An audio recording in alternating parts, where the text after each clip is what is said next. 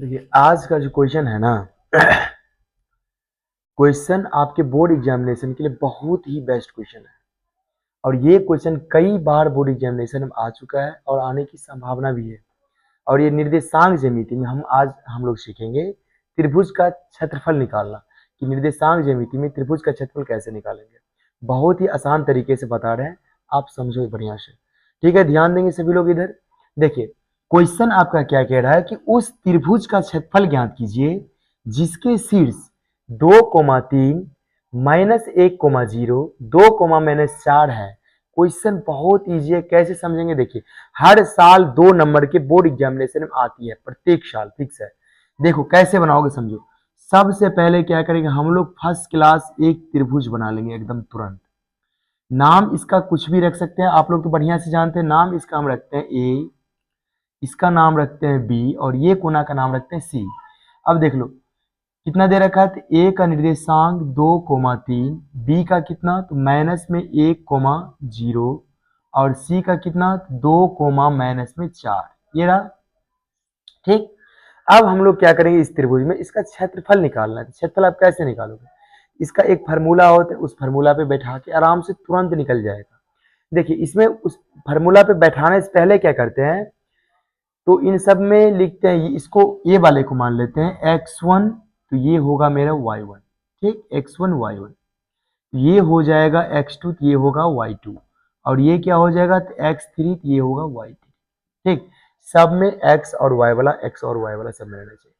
अब लिखेंगे यहाँ पे, क्वेश्चन आपका कह रहा है त्रिभुज का क्षेत्रफल निकालने के लिए, तो लिखना है त्रिभुज ए बी सी का क्षेत्रफल बराबर, त्रिभुज एबीसी का क्षेत्रफल बराबर, तो क्षेत्रफल बराबर निर्देशांक ज्यामिति में त्रिभुज का क्षेत्रफल क्या होता है, तो त्रिभुज का क्षेत्रफल होता है 1/2 into x1 into y2 - y3 plus x2 into, देखिए यहाँ पे खत्म है तो यहाँ पे स्टार्ट होगा, y3 into y3 minus y1 plus x3 into y1 minus हो जाएगा यहाँ पे y2, और उसके बाद क्या लगाना है, बड़ी कोष्ठ लगाना है। ठीक, 1/2 into x1 into y2 minus y3 plus x2 into y3 minus y1 plus x3 into y1 minus y2। समझ रहे हैं आप लोग। अब इस फार्मूला पे टोटल ये बैठा दो, आपका आंसर एकदम चुटकी में आ जाएगा। यूं देखिए लिखेंगे यहाँ पे, या 1/2 इंटू x1 चाहिए इसको, तो x1 लेकर दो, x1 का मान कितना 2, तो यहाँ पे लिखेंगे 2, फिर इंटू y2 चाहिए, तो y2 का मान कितना, तो y2 का मान आपके सामने 0 है, तो यहाँ होगा 0 माइनस। y3 चाहिए, तो y3 का मान माइनस में 4, यहाँ पे माइनस, फिर यहाँ पे माइनस, तो माइनस माइनस क्या आ गया, प्लस हो गया, तो यहाँ पे लिख दो प्लस में 4। समझ रहे हैं आप लोग। प्लस x2 का मान, x2 का मान चाहिए आपको, तो x2 का मान कितना है देख लो, x2 का मान यहाँ पे माइनस में 1 है, तो माइनस और प्लस, तो क्या होगा यहाँ पे माइनस होगा, तो यहाँ लिखेंगे माइनस। x2 का मान कितना 1, तो यहाँ बैठा दो आप 1। चलिए आगे बढ़ते हैं। y3 चाहिए, तो y3 का मान कितना माइनस में 4, तो यहाँ दे देंगे माइनस में 4 माइनस। y1 चाहिए, तो y1 का मान कितना, तो y1 का मान यहाँ पे कितना है 3 है, प्लस का तो फिर प्लस लिखो। x3 चाहिए, तो x3 का मान कितना, तो x3 का मान यहाँ पे है 2। y1 आपको चाहिए, तो y1 का मान कितना हो गया, y1 का मान हो गया 3 माइनस। y2 का मान कितना, तो y2 का मान आपके सामने 0, इस कोष्ठ लगा देना। ठीक, देखिए आगे बढ़िया से, फिर लिखेंगे यहाँ पे, या समझो बढ़िया से समझो, बहुत ध्यान दो, इधर हल्ला मत करो। 1/2 इंटू 0 में आप 4 जोड़ लो, कितना होगा 4 होगा, और 4 को 2 से गुना कर लेंगे, इंटू का मतलब गुना होता है, 4 को 2 से गुना कर लो, 4 दूनी कितना 8, प्लस का प्लस लिखो। फिर देखिए इधर माइनस में 4 और माइनस में 3, तो -4 -3 कितना आ गया, -7 हुआ। -7 को -1 से गुना कर लो, तो माइनस माइनस गुना में प्लस हो जाएगा ना, फिर तो माइनस माइनस प्लस हो गया। 7 को -7 को -1 से गुना करेंगे तो ये होगा आपका +7 होगा।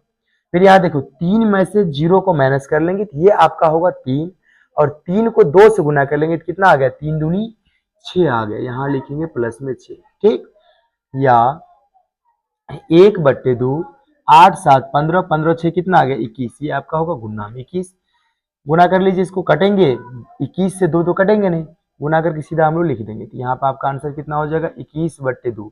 आप मात्रक भी लिख सकते हैं या आप इसको इकाई भी लिख सकते हैं, जो आपकी मर्जी है आप वो लिख सकते हैं। ठीक, हो गया ये आपका आंसर 21/2 मात्रक। ठीक, ये क्वेश्चन बोर्ड एग्जामिनेशन के लिए बहुत ही वीवीआई क्वेश्चन है, हर साल पूछे जाते हैं, चाहे ऑब्जेक्टिव हो या सब्जेक्टिव, लेकिन पूछे जाएंगे।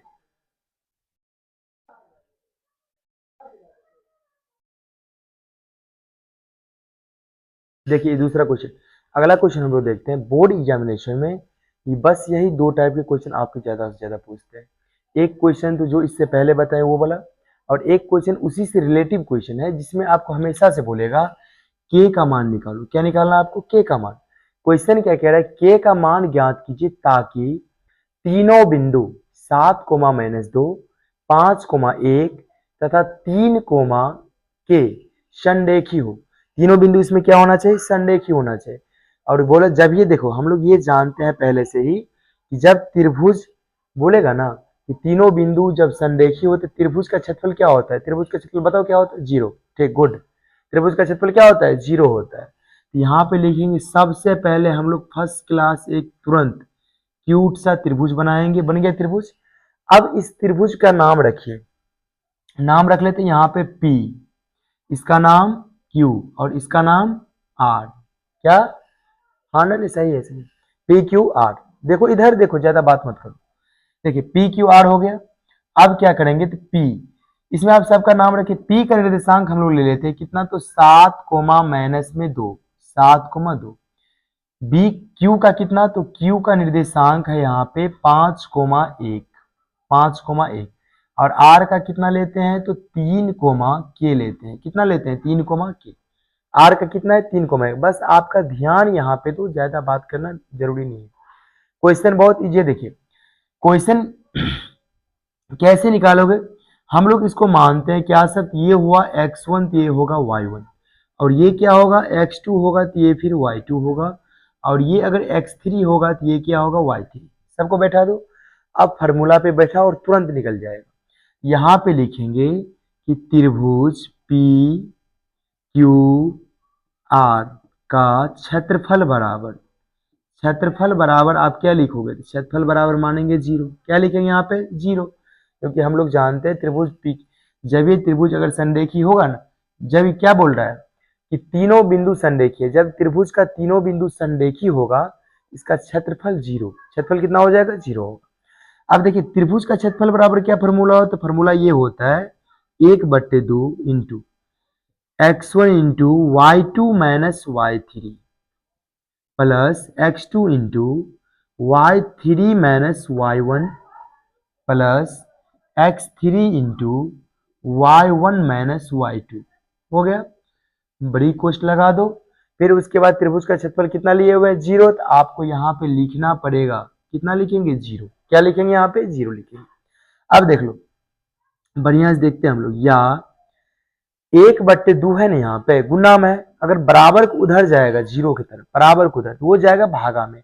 और हम लोग पूरी बढ़िया से जानते हैं कि 0 को किसी संख्या से या भाग देंगे या गुना करेंगे, वो कितना हो जाएगा? 0 ही होगा।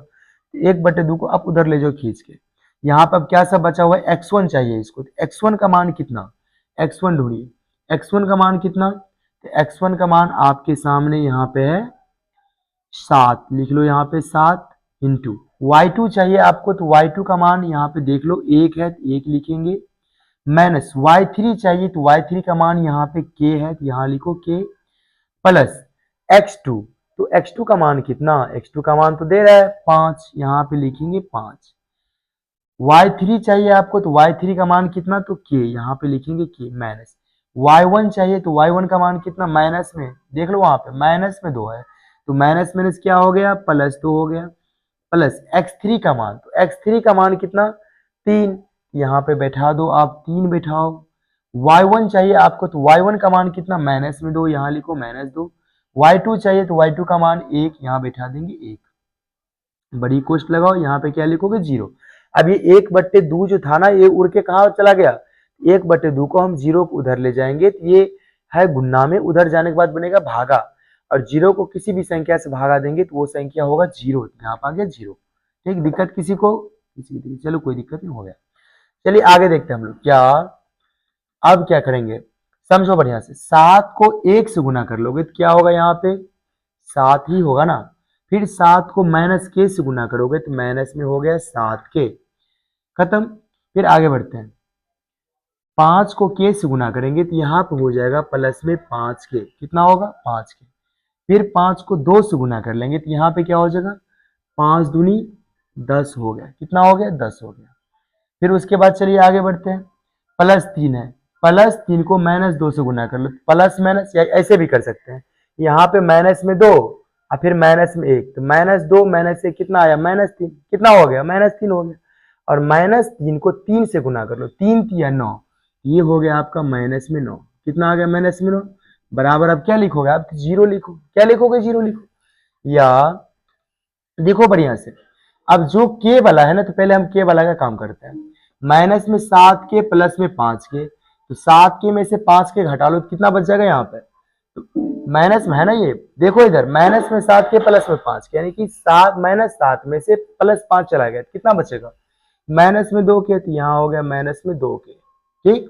फिर आगे देखिए, यहाँ पे देखो 10 रुपया जमा और 7 रुपया जमा, यानी कि 17 रुपया आपके पास जमा हो गया, 9 रुपया माइनस कर लो, तो 17 में से 9 घट गया तो कितना बचा आपके पास, ये बच गया आपके पास प्लस में 8 बच गया, बराबर में कितना 0।